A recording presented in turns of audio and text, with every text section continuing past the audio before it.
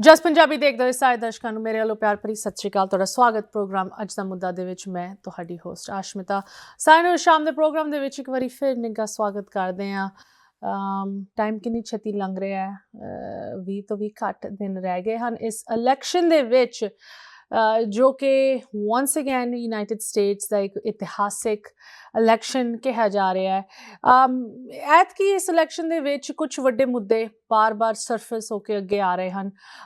ਅਗਰ ਤੁਸੀਂ ਪੋਲਿੰਗ ਜਾਂ ਮੇਨ ਸਟ੍ਰੀਮ ਮੀਡੀਆ ਦੀ ਕੋਈ ਵੀ ਕਵਰੇਜ ਵੇਖੋ, as is always the case, लगातार I think Bill Clinton Reagan the time तो ਉਹ ਤੋਂ ਵੀ ਪਹਿਲੇ ਸ਼ਾਇਦ ਇਸ ਮੁਲਕ ਦੇ ਵਿੱਚ ਟ੍ਰੈਂਡ ਰਿਹਾ ਹੈ। End of course it makes sense ਕਿ ਇਲੈਕਸ਼ਨਸ ਇਕੋਨਮੀ ਦੇ ਨਾਲ ਡਿਸਾਈਡ ਹੁੰਦੇ ਆ। ਅਗਰ ਇਕੋਨਮੀ ਵਧੀਆ ਵੱਧ ਰਹੀ ਹੈ, ਲੋਕੀ ਖੁਸ਼ ਹਨ, ਉਹਨਾਂ ਦੇ ਬੈਂਕ ਅਕਾਊਂਟਸ ਪਾਕਟ ਬੁੱਕਸ ਭਰੀਆਂ ਹੋਈਆਂ ਹਨ, ਉਹ ਇਲੈਕਸ਼ਨਸ ਦੇ ਵਿੱਚ ਇੱਕ ਤਰ੍ਹਾਂ ਵੋਟ ਕਰਦੇ ਹਨ। ਅਗਰ ਉਹ ਨਹੀਂ ਖੁਸ਼ੀ, ਆਪ ਦੀ ਐਕਨੋਮਿਕ ਸਿਚੁਏਸ਼ਨ ਦੇ ਨਾਲ ਨਹੀਂ ਖੁਸ਼ ਹਨ, ਉਹ ਦੂਜੀ ਤਰ੍ਹਾਂ ਵੋਟ ਕਰਦੇ ਆ। ਬਿਲ ਕਲਿੰਟਨ ਦੇ ਟਾਈਮ ਦੀ ਇੱਕ ਬਹੁਤ ਫੇਮਸ ਕਹਾਵਤ ਹੈਗੀ, ਇਟਸ ਦੀ ਇਕਾਨਮੀ ਸਟੂਪਿਡ। ਸੋ ਐਤਕੀ ਵੀ ਇਲੈਕਸ਼ਨ ਦੇ ਵਿੱਚ ਇਕੋਨਮੀ ਉੱਤੇ ਬਹੁਤ ਫੋਕਸ ਕੀਤਾ ਜਾ ਰਿਹਾ। ਇਕੋਨਮੀ ਤੋਂ ਬਾਅਦ immigration, border issue number 2 spot 'ਤੇ ਵੱਡਾ ਮੁੱਦਾ ਮੰਨਿਆ ਜਾ ਰਿਹਾ ਹੈ। And number 3 or arguably tied for second place with immigration and border security is women's reproductive rights, abortion the issue ਬਹੁਤ ਵੱਡੇ ਲੈਵਲ 'ਤੇ ਪਲੇ ਆਊਟ ਹੋ ਰਿਹਾ ਹੈ ਅਕਰੋਸ ਦ ਕੰਟਰੀ। ਇਨ 3 ਵੱਡੇ ਮੁੱਦਿਆਂ ਨੂੰ ਛੱਡ ਕੇ ਇੱਕ ਇਹੋ ਜਿਹੀ ਅਨਕੰਟਰੋਲਡ ਤੁਸੀਂ ਕਹਿ ਲਓ ਗਲੋਬਲ ਖਬਰ ਪਿਛਲੇ ਸਾਲ ਤੋਂ ਡੋਮੀਨੇਟ ਕਰ ਰਹੀ ਹੈ ਯੂਨਾਈਟਿਡ ਸਟੇਟਸ ਦੇ ਵਿੱਚ, ਜਿੱਥੇ ਇਲੈਕਸ਼ਨਸ ਨਾ ਕਿ ਪੋਪੂਲਰ ਵੋਟ ਤੋਂ ਡਿਸਾਈਡ ਹੁੰਦੇ ਹਨ ਬਟ ਇਲੈਕਟੋਰਲ ਕਾਲਜ ਦੇ ਮੁਤਾਬਿਕ ਡਿਸਾਈਡ ਹੁੰਦੇ ਹਨ। ਇਹ ਵੱਡਾ ਮੁੱਦਾ ਗਾਜ਼ਾ ਵਾਰ ਦਾ, ਮਿਡਲ ਈਸਟ ਵਾਇਲੈਂਸ ਦਾ ਮੁੱਦਾ ਪਿਛਲੇ ਸਾਲ ਤੋਂ ਜੋ ਨਿਊਜ਼ ਹੈਡਲਾਈਨਸ ਡੋਮੀਨੇਟ ਕਰ ਰਿਹਾ ਹੈ, ਬਰੂਟੈਲਿਟੀ ਕਰਕੇ ਇਨੋਸੈਂਟ ਸਿਵਿਲੀਅਨਸ ਜਿਸ ਤਰ੍ਹਾਂ ਜਾਨਾਂ ਜਾ ਰਹੀਆਂ ਹਨ, ਜਿਸ ਤਰ੍ਹਾਂ ਇਹ ਸਾਰੀ ਚੀਜ਼ ਸ਼ੁਰੂ ਹੋਈ ਪਿਛਲੇ ਸਾਲ ਅਕਤੂਬਰ 7 ਇਜ਼ਰਾਈਲ ਉੱਤੇ ਜੋ ਅਟੈਕ ਹਮਾਸ ਵੱਲੋਂ ਲਾਂਚ ਕੀਤਾ ਗਿਆ, ਇਹ ਸਾਰੀ ਚੀਜ਼ਾਂ ਜੋ ਇਹ ਐਕਸਟ੍ਰੀਮ ਅਹਿੰਸਾ ਸੀ ਦਿਨ ਬਰ ਦਿਨ ਵੇਖ ਰਹੇ ਹਾਂ ਸੋਸ਼ਲ ਮੀਡੀਆ 'ਤੇ, ਮੇਨ ਸਟ੍ਰੀਮ ਮੀਡੀਆ 'ਤੇ, ਇਹ ਮੁੱਦਾ ਕਿੰਨੇ ਇਹੋ ਜਿਹੇ ਅਮਰੀਕਨਸ ਲਈ ਸਭ ਤੋਂ ਇੰਪੋਰਟੈਂਟ ਮੁੱਦਾ ਬਣਿਆ ਹੋਇਆ ਹੈ, ਜੋ ਕਿ ਇਸ ਇਲੈਕਸ਼ਨ ਦੀ ਤੁਸੀਂ ਕਹਿ ਲਓ ਚਾਬੀ ਫੜ ਕੇ ਬੈਠੇ ਹੋਏ ਹਨ। I'm talking about the Arab American population, ਜੋ ਕਿ ਕੀ battleground states Michigan, Wisconsin, Ohio, ਇਹੋ ਜਿਹੇ ਸਟੇਟਸ ਦੇ ਵਿੱਚ ਡੋਮੀਨੇਟ ਕਰਦੇ ਹਨ, ਵੋਟ ਕਰਦੇ ਹਨ, ਉਹਨਾਂ ਦੇ ਲਈ ਇਹ ਮੁੱਦਾ ਸਭ ਤੋਂ ਵੱਡਾ ਬਣਿਆ ਹੋਇਆ ਹੈ। ਅਤੇ ਇਸ ਮੁੱਦੇ ਨੂੰ ਲੈ ਕੇ ਅੱਜ ਬਹੁਤ ਵੱਡੀ ਖਬਰ ਅਨਾਊਂਸ ਕੀਤੀ ਗਈ। ਆਮ ਸ਼ੋਰ ਯੂਵ ਹਰਡ ਯਾਹਿਆ ਸਿਨਵਰ, ਜੋ ਕਿ Hamas the top leader, credited with planning the October 7th attack on Israel last year, ਅੱਜ officially Israeli authorities confirm ਕਰ ਰਹੇ ਹਨ ਕਿ ਇਹ ਮਾਰਾ ਗਿਆ। ਡੈਂਟਲ ਅਤੇ ਹੋਰ ਮੈਡੀਕਲ ਰੈਕਰਡਸ ਨੂੰ ਕ੍ਰਾਸ ਐਗਜ਼ਾਮਿਨ ਕਰਕੇ ਵੈਰੀਫਾਈ ਕੀਤਾ ਗਿਆ ਕਿ ਜੋ ਲਾਸ਼ ਇਹਨਾਂ ਨੂੰ ਮਿਲੀ ਸੀ ਉਹ ਸਿਨਵਰ ਦੀ ਹੀ ਸੀਗੀ। once again Hamas leader, October 7th attack ਦਾ ਮਾਸਟਰਮਾਈਂਡ ਸਿਨਵਰ ਅੱਜ ਅਫੀਸ਼ੀਅਲੀ ਮਾਰਾ ਗਿਆ। ਇਜ਼ਰਾਈਲ ਵੱਲੋਂ, ਬੈਂਜਾਮਿਨ ਨੇਤਨਯਾਹੂ ਵੱਲੋਂ ਬਾਰ-ਬਾਰ ਕਿਹਾ ਗਿਆ ਸੀ ਕਿ ਹਮਾਸ ਦੀ ਟੋਟਲ ਡਿਸਟਰਕਸ਼ਨ ਤੋਂ ਪਹਿਲੇ ਇਹ ਵਾਰ ਨਹੀਂ ਰੋਕੀ ਜਾਏਗੀ, ਕਿ ਸਿਨਵਰ ਜਦ ਤੱਕ ਜਿੰਦਾ ਹੈ ਤਦ ਤੱਕ ਇਹ ਜੰਗ ਜਾਰੀ ਰਹੂਗੀ। ਤੇ ਅੱਜ ਇਹ ਅਫੀਸ਼ੀਅਲੀ ਇੱਕ ਨਵਾਂ ਮੋੜ ਇਸ ਜੰਗ ਦੇ ਵਿੱਚ ਅਸੀਂ ਵੇਖ ਰਹੇ ਹਾਂ। ਹੋਰ ਹੈਡਲਾਈਨ ਸਾਨੂੰ ਦੱਸਦੀਆਂ ਹਨ ਕਿ ਸਭ ਤੋਂ ਵੱਡਾ ਸਵਾਲ ਜੋ ਕਿ ਹੁਣ ਉੱਠ ਰਿਹਾ ਹੈ ਕਿ ਕੀ ਇਹ ਜੰਗ, ਦ ਫਾਈਟਿੰਗ, ਦ ਵਾਇਲੈਂਸ, ਦ ਬਾਮਿੰਗ, ਦ ਇਨਸੈਸੈਂਟ ਅਟੈਕਸ, ਦ ਐਸਕੇਲੇਸ਼ਨ, ਕੀ ਇਨ ਸਾਰੀ ਚੀਜ਼ਾਂ ਉੱਤੇ ਹੁਣ ਰੁਕਾਵਟ ਪਾਈ ਜਾਏਗੀ, ਸੀਜ਼ਫਾਇਰ ਕੀਤੀ ਜਾਏਗੀ? ਜੋ ਹੋਸਟੇਜਸ ਹਲੇ ਵੀ ਹਮਾਸ ਵੱਲੋਂ ਫੜੇ ਗਏ ਹਨ, ਛੁਪਾਏ ਗਏ ਹਨ, ਕੀ ਉਹਨਾਂ ਨੂੰ ਵਾਪਸ ਮੋੜਿਆ ਜਾਏਗਾ? ਜੋ ਗਾਜ਼ਨਸ, ਪੈਲਸਟੀਨੀਅਨਸ ਗਾਜ਼ਾ ਦੇ ਵਿੱਚ ਬਚੇ ਹੋਏ ਹਨ, ਕੀ ਉਹਨਾਂ ਉੱਤੇ ਕੌਨਸਟੈਂਟ ਅਟੈਕਸ ਬੰਦ ਕੀਤੇ ਜਾਏਗਾ? ਆਈ ਮੀਨ ਇਟਸ ਅਨਬਿਲੀਵੇਬਲ ਟੂ ਥਿੰਕ 1 ਸਾਲ ਹੋ ਗਿਆ, ਬਟ ਇਹ ਨਿਊਜ਼ ਇੱਕ ਨਵਾਂ ਪਹਿਲੂ ਇਸ ਕ੍ਰਾਈਸਿਸ ਦੇ ਵਿੱਚ ਪ੍ਰੈਜ਼ੈਂਟ ਕਰਦੀ ਹੈ। ਅਗਰ ਤੁਸੀਂ ਹੋਰ ਹੈਡਲਾਈਨਸ ਦੇਖੋ, and there is a lot of news around this today, ਕਾਫੀ ਲੋਕ ਇਹ ਵੀ ਪ੍ਰੋਫਾਈਲ ਕਰ ਰਹੇ ਹਨ ਕਿ ਯਾਹਿਆ ਸਿਨਵਰ ਸੀ ਕੌਣ, ਕਿਸ ਤਰ੍ਹਾਂ ਇਸ ਇੰਡੀਵਿਜੂਅਲ ਨੇ ਆਪ ਦੀ ਬਰੂਟੈਲਿਟੀ, ਸ਼ਰੂਡ ਕਨਿੰਗਨੈਸ ਦੇ ਨਾਲ ਹਮਾਸ ਦੀ ਹਾਇਰਾਰਕੀ ਨੂੰ ਕਲਾਈਮ ਕੀਤਾ ਐਂਡ ਇਜ਼ਰਾਈਲ ਨੂੰ ਸਟੱਡੀ ਕੀਤਾ। I mean even the next headline a wonderful in depth piece in the Wall Street Journal ਜਿਹਦੇ ਵਿੱਚ ਪ੍ਰੋਫਾਈਲ ਕੀਤਾ ਗਿਆ ਇਸ ਇੰਡੀਵਿਜੂਅਲ ਨੂੰ, ਦੱਸਦਾ ਕਿ ਕਿਸ ਮਟੀਕੂਲਸ ਗਹਿਰੀ ਸੋਚ ਦੇ ਨਾਲ ਇਸ ਇੰਡੀਵਿਜੂਅਲ ਨੇ ਇਜ਼ਰਾਈਲ ਨੂੰ ਸਟੱਡੀ ਕੀਤਾ, ਉਹਨਾਂ ਨੂੰ ਓਵਰਟੇਕ, ਉਹਨਾਂ ਨੂੰ ਡਿਸਟਰੋਏ ਕਰਨ ਦੇ ਮਕਸਦ ਦੇ ਨਾਲ। ਐਂਡ ਯੂ ਕੈਨ ਆਰਗਿਊ, ਡਿਪੈਂਡਸ ਕਿ ਤੁਹਾਡਾ ਨਜ਼ਰੀਆ ਕਿਸ ਤਰ੍ਹਾਂ ਦਾ ਹੈਗਾ, ਤੁਸੀਂ ਕਿੱਥੇ ਆਪਦੀ ਨਿਊਜ਼, ਆਪਦੀ ਖਬਰਾਂ ਕੰਜ਼ਿਊਮ ਕਰਦੇ ਹੋ। ਯੂ ਕੈਨ ਆਰਗਿਊ ਦੈਟ ਕਿਸੇ ਨਾ ਕਿਸੇ ਹੱਦ ਤੱਕ ਸਿਨਵਰ ਇਸ ਚੀਜ਼ ਦੇ ਵਿੱਚ ਸਕਸੈਸਫੁਲ ਸੀ, ਨਾ ਕਿ ਸਿਰਫ ਅਕਤੂਬਰ 7 ਦੇ ਅਟੈਕ ਦੇ ਵਿੱਚ, ਜਿਹਦੇ ਵਿੱਚ ਕਿੰਨੀ ਜਾਨਾਂ, ਇਨੋਸੈਂਟ ਇਜ਼ਰਾਈਲੀ ਜਾਨਾਂ ਮਾਰੀਆਂ ਗਈਆਂ, ਹੌਸਟੇਜਸ ਦਿੱਤੇ ਗਏ, ਕਿਸ ਤਰ੍ਹਾਂ ਦੀ ਇੱਕ ਆਤੰਕਵਾਦੀ ਫੈਲਾਈ ਗਈ, ਖੌਫ ਪੈਦਾ ਕੀਤਾ ਗਿਆ ਇੱਕ ਵਾਰੀ ਫਿਰ ਇਜ਼ਰਾਈਲ ਦੇ ਵਿੱਚ ਕਿ ਉਹਨਾਂ ਉੱਤੇ ਇਸ ਤਰ੍ਹਾਂ ਦਾ ਅਟੈਕ, ਜੂਸ ਉੱਤੇ ਇਸ ਤਰ੍ਹਾਂ ਦਾ ਅਟੈਕ ਹੋ ਸਕਦਾ ਹੈ। ਬਟ ਉਸ ਤੋਂ ਬਾਅਦ ਜੋ ਰਿਐਕਸ਼ਨ ਇਜ਼ਰਾਈਲ ਦੀ ਸਰਕਾਰ ਵੱਲੋਂ, ਨੈਤਨਯਾਹੂ ਵੱਲੋਂ, ਇਜ਼ਰਾਈਲੀ ਡਿਫੈਂਸ ਫੋਰਸਿਸ ਵੱਲੋਂ ਲਾਂਚ ਕੀਤਾ ਗਿਆ ਇਨੋਸੈਂਟ ਪੈਲਸਟੀਨੀਅਨਸ ਉੱਤੇ, ਗਾਜ਼ਾ ਸਟ੍ਰਿਪ ਉੱਤੇ, ਵੈਸਟ ਬੈਂਕ, ਹੁਣ ਐਸਕੇਲੇਸ਼ਨ ਲੈਬਨਾਨ, ਬੇਰੂਟ ਦੇ ਵਿੱਚ ਫੈਲੀ ਹੋਈ ਹੈ, ਹੋਰ ਪਾਸਿਆਂ ਫੈਲ ਰਹੀ ਹੈ। ਇਜ਼ਰਾਈਲ ਦਾ ਇੱਕ ਇਹੋ ਜਿਹਾ ਚਿਹਰਾ ਦੁਨੀਆ ਅੱਗੇ ਪੇਸ਼ ਕੀਤਾ ਜਾ ਰਿਹਾ ਹੈ ਜਿਹਦੇ ਨਾਲ ਜ਼ਿਆਦਾ ਐਲਾਈਜ਼ ਨਹੀਂ ਜੁੜਨਾ ਚਾਹੁੰਦੇ। ਕੀ ਸਿਨਵਰ ਨੇ ਇਹ ਚੀਜ਼ ਮਾਸਟਰਮਾਈਂਡ ਕੀਤੀ ਸੀ ਕਿ ਇਸ ਤਰ੍ਹਾਂ ਦਾ ਰਿਐਕਸ਼ਨ ਇਜ਼ਰਾਈਲ 'ਚੋਂ ਕੱਢਣ ਦੇ ਲਈ ਇੰਨੀ ਬਰੂਟਲ ਅਕਤੂਬਰ 7 ਦੀ ਅਟੈਕ ਲਾਂਚ ਕਰਕੇ, ਕੀ ਇਜ਼ਰਾਈਲ ਆਪਦੇ ਇਸ ਮਿਸ਼ਨ ਦੇ ਸਿਨਵਰ ਆਪਦੇ ਇਸ ਇਜ਼ਰਾਈਲ ਨੂੰ ਡਿਸਟਰੋਏ ਕਰਨ ਦੇ ਮਿਸ਼ਨ ਦੇ ਵਿੱਚ ਸਕਸੈਸਫੁਲ ਰਿਹਾ? ਇਸ ਤਰ੍ਹਾਂ ਦੇ ਹੋਰ ਸਵਾਲ ਤੁਸੀਂ ਜ਼ਰੂਰ ਵੇਖੋਗੇ। ਹੋਰ ਹੈਡਲਾਈਨ ਸਾਨੂੰ ਦੱਸਦੀਆਂ ਕਿ ਅਫਕੋਰਸ ਇਸ ਅਨਾਊਂਸਮੈਂਟ ਤੋਂ ਬਾਅਦ ਪ੍ਰੈਜ਼ੀਡੈਂਟ ਬਾਈਡਨ ਵੱਲੋਂ and even vice president and candidate Kamala Harris ਵੱਲੋਂ, like the next headline shows us, ਜਲਦ ਅਨਾਊਂਸਮੈਂਟਸ, ਕਾਲਸ ਆ ਰਹੀਆਂ ਹਨ ਕਿ ਇਹ ਇੱਕ ਓਪਰਚੁਨਿਟੀ ਹੈ ਇਸ ਜੰਗ ਨੂੰ ਰੋਕਣ ਦੀ, ਇੱਕ ਸੀਜ਼ਫਾਇਰ ਦੀ, ਇਸ ਵਾਰ ਨੂੰ ਖਤਮ ਕਰਨ ਦੀ ਇਹ ਓਪਰਚੁਨਿਟੀ ਹੈ ਜੋ ਵਾਇਲੈਂਸ ਇਨੋਸੈਂਟ ਸਿਵਿਲੀਅਨਸ ਖਿਲਾਫ ਅਸੀਂ ਰੋਜ਼ ਵੇਖ ਰਹੇ ਹਾਂ, ਜਿਸ ਵਾਇਲੈਂਸ ਕਰਕੇ ਇਹ ਇਲੈਕਸ਼ਨ ਵੀ ਇੰਪੈਕਟ ਹੋਏਗਾ, ਨੋ ਡਾਊਟ, ਉਹਦੇ ਉੱਤੇ ਰੁਕਾਵਟ ਪਾਉਣ ਦੀ ਇੱਕ ਬਹੁਤ ਵੱਡੀ ਓਪਰਚੁਨਿਟੀ ਹੈ।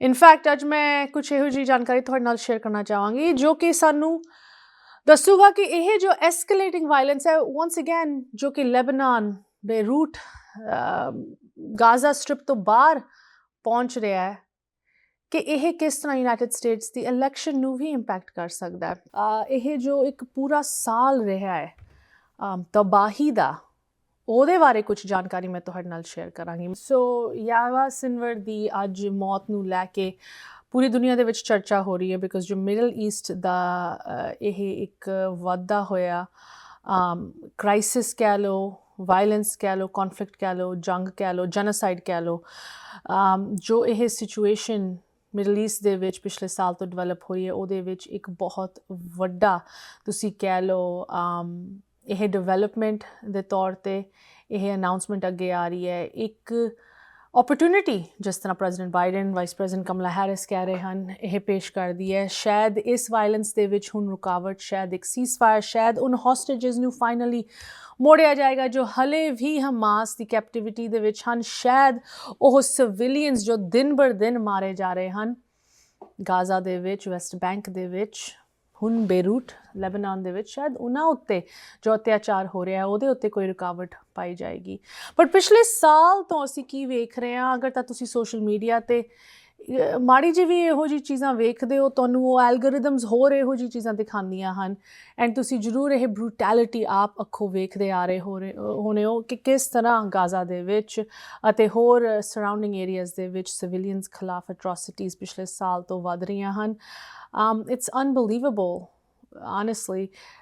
But ਇਹਦਾ ਸਾਰਾ impact of course US election 'ਤੇ ਵੀ ਹੋਏਗਾ, ਜਿਸ ਤਰ੍ਹਾਂ ਤੁਹਾਨੂੰ ਦੱਸ ਰਹੇ ਸੀ। ਅਰਬ ਅਮਰੀਕਨ ਵੋਟ ਜੋ ਕਿ ਕੀ ਬੈਟਲ ਗਰਾਊਂਡ ਸਟੇਟਸ ਦੇ ਵਿੱਚ ਉਨ ਕਾਊਂਟੀਜ਼ ਨੂੰ ਮੋੜ ਸਕਦਾ ਹੈ ਜੋ ਕਿ ਟਰੰਪ ਜਾਂ ਹੈਰਿਸ ਦੇ ਹੱਕ ਦੇ ਵਿੱਚ ਜਾਣਗੇ, ਜੋ ਕਿ ਇਲੈਕਸ਼ਨ ਡਿਟਰਮਿਨ ਕਰ ਸਕਦਾ ਹੈ, ਉਹਨਾਂ ਉੱਤੇ ਕੀ ਇੰਪੈਕਟ ਹੋ ਰਿਹਾ ਹੈ ਪਿਛਲੇ ਸਾਲ ਦੇ ਇਨ ਵੱਧਦੇ ਹੋਏ ਅਟਰੋਸਿਟੀਜ਼ ਦਾ, ਉਹਨਾਂ ਉੱਤੇ ਥੋੜ੍ਹੀ ਜਿਹੀ ਗੌਰ ਕਰਦੇ ਹਾਂ। ਵਾਂਸ ਅਗੈਨ, ਭਾਵੇਂ ਜੋ ਇੱਥੇ ਰਹਿਣ ਵਾਲੇ ਆਮ ਅਮਰੀਕਨਸ ਹਨ ਉਹਨਾਂ ਦੇ ਲਈ ਇਹ ਗਾਜ਼ਾ ਵਾਰ ਸਭ ਤੋਂ ਵੱਡਾ ਮੁੱਦਾ ਨਹੀਂ ਹੈ, ਉਹਨਾਂ ਦੇ ਲਈ ਇਕੋਨਮੀ, ਇਮੀਗ੍ਰੇਸ਼ਨ, ਅਬੋਰਸ਼ਨ, ਇਹੋ ਜਿਹੀ ਚੀਜ਼ਾਂ ਪ੍ਰੈਸੀਡੈਂਸ ਲੈਂਦੀਆਂ ਐਂਡ ਰਾਈਟਫੁਲੀ ਸੋ। ਬਟ उन लोगों के सिर के उत्ते यह इलैक्शन नहीं डिसाइड होना, पॉपुलर वोट उत्ते भी नहीं यह इलैक्शन डिसाइड होना। ये इलैक्शन डिसाइड होना है कुछ स्टेट्स दी कुछ काउंटीज़ दे विच, एंड उन काउंटीज़ दे विच 5-10 हज़ार वोट्स फर्क लैके आ सकदियां हन। If you look at the next headline, पिछले साल तो जो यह वायलेंस वधदा होया असीं वेख रहे हैं, इस वायलेंस उत्ते inaction US law makers inaction तां छड्डो, उल्ट एक्शन राइट कि यूएस गवर्नमेंट वालों बाइडन एडमिनिस्ट्रेशन वालों बार बार इजराइल नूं ਉਹ ਵੈਪਨਸ ਦਿੱਤੇ ਜਾ ਰਹੇ ਹਨ ਜਿਨ੍ਹਾਂ ਦੇ ਨਾਲ ਇਜ਼ਰਾਈਲ ਸਿਵਿਲੀਅਨਸ ਨੂੰ ਬੌਂਬ ਕਰ ਰਿਹਾ ਹੈ। ਉਨੀ ਸਿਵਿਲੀਅਨਸ ਨੂੰ ਬਚਾਉਣ ਲਈ ਯੂਐਸ ਵੱਲੋਂ ਏਡ ਪ੍ਰੋਵਾਈਡ ਕੀਤੀ ਜਾ ਰਹੀ ਹੈ। I mean it doesn't make sense right ਕਿ ਕਿਸ ਤਰ੍ਹਾਂ ਯੂਐਸ ਗਵਰਨਮੈਂਟ ਇਸ ਸਿਚੁਏਸ਼ਨ ਦੇ ਵਿੱਚ ਫਸੀ ਹੋਈ ਹੈ। ਐਂਡ ਭਾਵੇਂ ਉਹ ਕੈਂਡੀਡੇਟ ਕਮਲਾ ਹੈਰਿਸ ਹੋਏ ਜਾਂ ਕੈਂਡੀਡੇਟ ਡੋਨਲਡ ਟਰੰਪ ਹੋਣ, ਦੋਨਾਂ ਵੱਲੋਂ ਕੋਈ ਇਹੋ ਜਿਹਾ ਸੁਝਾਵ ਨਹੀਂ ਪੇਸ਼ ਕੀਤਾ ਜਾ ਰਿਹਾ ਜੋ ਕਿ ਉਨ ਵੋਟਰਸ ਨੂੰ ਠਹਿਰਾਵ ਜਾਂ ਅਸ਼ੋਰੈਂਸ ਦੇ ਸਕਦਾ ਹੈ ਜਿਨ੍ਹਾਂ ਦੇ ਹੱਥ ਦੇ ਵਿੱਚ ਸ਼ਾਇਦ ਇਹ ਇਲੈਕਸ਼ਨ ਡਿਸਾਈਡ ਹੋਣਾ ਹੈ। If you look at some of the numbers from the last year, ਅਗਰ ਅਸੀਂ ਸਿਰਫ ਤਾਂ ਸਿਰਫ ਗਾਜ਼ਾ ਦੇ ਵਿੱਚ ਜੋ ਅਟਰੋਸਿਟੀਜ਼ ਹੋਈਆਂ ਉਹਨਾਂ ਦੇ ਉੱਤੇ ਗੌਰ ਕਰੀਏ ਇਸ ਵੇਲੇ, ਐਂਡ ਇਹ ਪਿਛਲੇ ਹਫਤੇ ਦੇ ਨੰਬਰਸ ਹਨ on the 1 year anniversary, what we know, right, and ਇਹ conservative estimates ਹੈਗੇ, ਸਾਰੇ ਐਕਸਪਰਟਸ ਕਹਿੰਦੇ ਹਨ ਕਿ ਇਹ genuine actual numbers in numbers ਤੋਂ ਕਿੰਨੇ ਜ਼ਿਆਦਾ ਵੱਧ ਸਕਦੇ ਹਨ, ਬਿਕੋਜ਼ ਕੋਈ ਐਕੂਰੇਟ ਡੇਟਾ ਇਸ ਵੇਲੇ ਨਹੀਂ ਗੈਦਰ ਕੀਤਾ ਜਾ ਰਿਹਾ। ਇਹ ਤਾਂ ਸਿਰਫ ਮਿਨੀਮਮ ਕਾਊਂਟ ਤੁਹਾਡੇ ਅੱਗੇ ਅਸੀਂ ਪੇਸ਼ ਕਰ ਰਹੇ ਹਾਂ। 41,000 have been killed in Palestinians have been killed in Gaza ਪਿਛਲੇ ਸਾਲ ਦੇ ਵਿੱਚ। 41,000, once again, low estimate. That's 1 out of every 55 people. At least ਪਿਛਲੇ ਸਾਲ ਦੇ ਵਿੱਚ 97,000 ਲੋਕੀ ਇੰਜਰਡ ਹਨ। And you need to understand ਕਿ ਇਹੋ ਜਿਹੇ ਮਾਹੌਲ ਦੇ ਵਿੱਚ ਇੱਕ ਇੰਜਰੀ ਇੱਕ ਕਿਸਮ ਦਾ ਡੈਥ ਸੈਂਟੈਂਸ ਹੈ, ਬਿਕੋਜ਼ ਤੁਸੀਂ ਉਸ ਇੰਜਰੀ ਨੂੰ ਕਿਸ ਤਰ੍ਹਾਂ ਟਰੀਟ ਕਰੋਗੇ, ਕਿਸ ਹਸਪੀਟਲ ਦੇ ਵਿੱਚ ਜਾਓਗੇ, ਕਿੱਥੇ ਦਵਾ ਲਵੋਗੇ, ਕਿੱਥੇ ਉਹਦਾ ਇਲਾਜ ਕਰੋਗੇ, ਬਿਕੋਜ਼ ਜਿੱਥੇ ਇਲਾਜ ਹੋ ਰਹੇ ਹਨ ਉੱਥੇ ਵੀ ਬੋਮਿੰਗਸ ਹੋ ਰਹੀਆਂ ਹਨ। ਜੋ ਡਾਕਟਰਸ ਤੁਹਾਡਾ ਇਲਾਜ ਕਰ ਸਕਦੇ ਹਨ ਉਹ ਵੀ ਮਰ ਰਹੇ ਹਨ। If you look at the next slide, you can see ਕਿ ਪਿਛਲੇ ਸਾਲ ਦੇ ਵਿੱਚ 80 health centres, 34 hospitals, 131 ਐਂਬੂਲੈਂਸਿਸ, 162 health institutions, ਇਹ ਸਾਰੀ ਹੈਲਥ ਕੇਅਰ ਜੋ ਐਪਰੈਟਸ ਹੈਗੀ ਗਾਜ਼ਾ ਦੇ ਵਿੱਚ ਉਹਨੂੰ ਵਾਈਪ ਆਊਟ ਕੀਤਾ ਗਿਆ। ਅਗਰ ਤੁਸੀਂ ਇੰਜਰਡ ਹੋ, ਤੁਸੀਂ ਇੱਕ ਕਿਸਮ ਦੇ already ਮਰ ਚੁੱਕੇ ਹੋ।